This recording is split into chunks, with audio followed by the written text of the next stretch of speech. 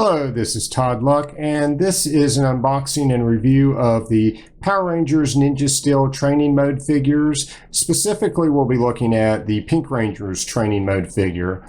I got these online off of Amazon.com. I have not seen them in stores yet, and ironically, Amazon had them on sale, which doesn't make any sense because Amazon has a lot of marked up Ninja Steel stuff that I can get off the shelf for retail, and so they're gouging me for some of those. But these, for some reason, I've never seen on store shelves, but were on sale.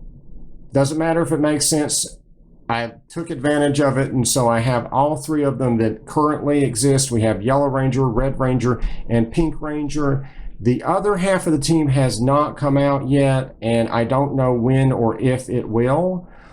We know that the prototypes do exist. We can look at the back of the box here and we can see them, and also they've been displayed at toy fairs and things like that.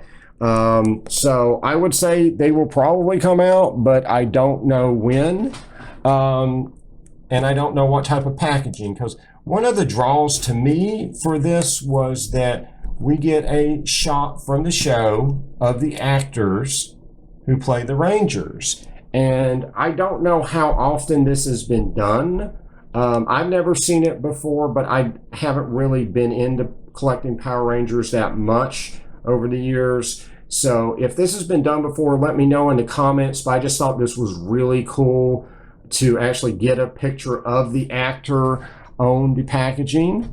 And so I took advantage of that. Now, if they come out this year, Super Ninja Steel packaging does not include the picture from the show, so I don't know if we would get this if the rest of the team came out.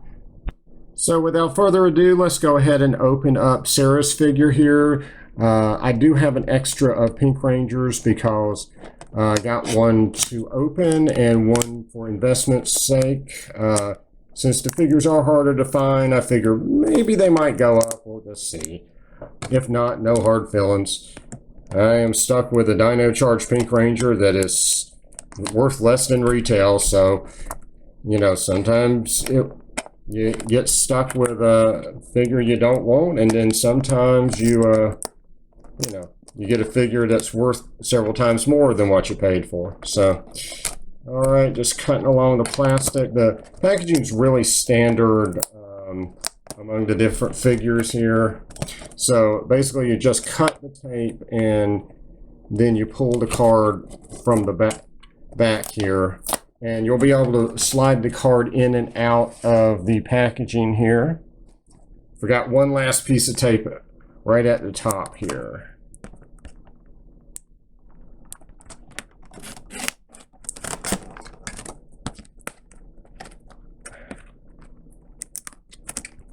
All right, bear with me, guys.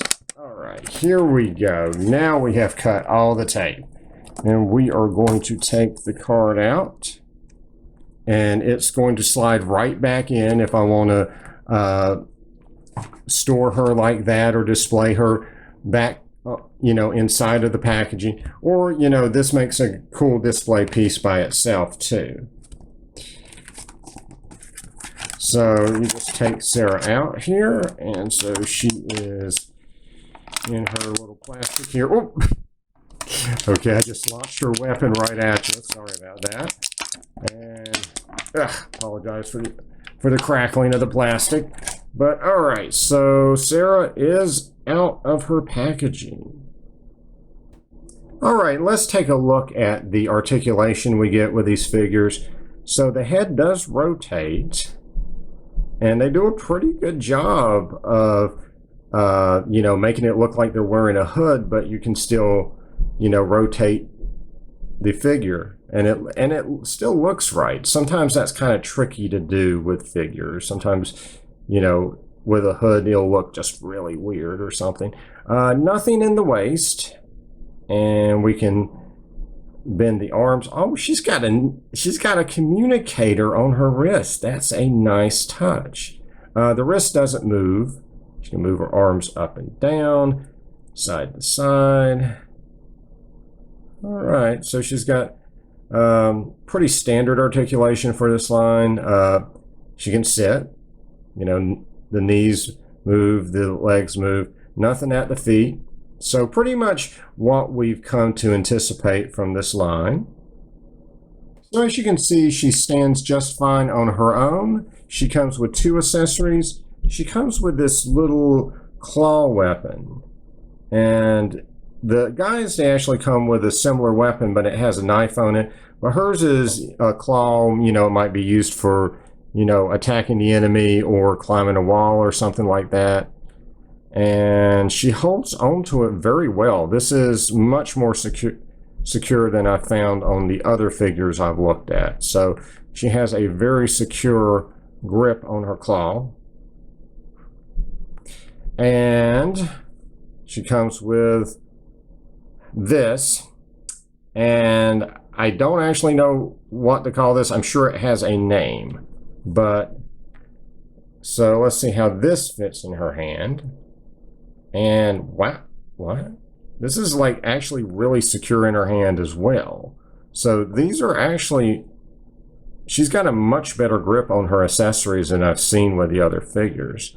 And honestly, I love the paint job and the detailing on it too.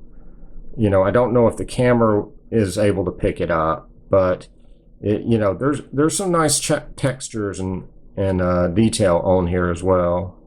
So that's actually really cool. So when I experiment with her holding the weapons from the other figures, they don't fit in her hand quite as well as her own, but she can hold the sword. She can also hold the gun from the Super Ninja Steel figures, though it does give her some balance issues, and it, like the sword, it doesn't necessarily fit in her hand very naturally. As far as the other figures holding training mode accessories, I only have 2 other figures, but regular Pink Ranger here has one hand that holds the weapons just fine. It's tight enough to, you know, hold the hammer and sickle there. Looks pretty cool. And as you can see, Super Ninja Steel Red Ranger, his hand is sculpted much bigger, and so this claw is just kind of flopping around, so that's not quite as effective. And as you can see, Training Mode Sarah fits in well with the other figures. She's about the height of her morphed form, so that makes sense. She's a pretty good height compared to Red Ranger there, so she looks good with the others. And she does look quite nice piloted the Megazord. So if you snap this on to kind of complete the look, yeah, that looks really darn cool. I like it. And you can put her back in the packaging. I've put her back in her plastic, and there she goes back in her shell. And you can just slide this back on in here. And you can display it this way, store it this way, sell it this way.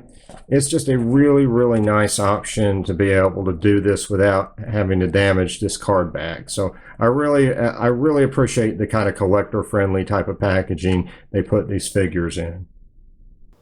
So overall, I think this is a really cool figure. The only detractor I can think of is that the blades should be colored a metallic color. Instead, they're colored black, which I don't think looks bad. It is a Black Ninja outfit, so a black weapon kind of makes sense to me, but I can understand people who would want a more show-accurate metallic color on the blades.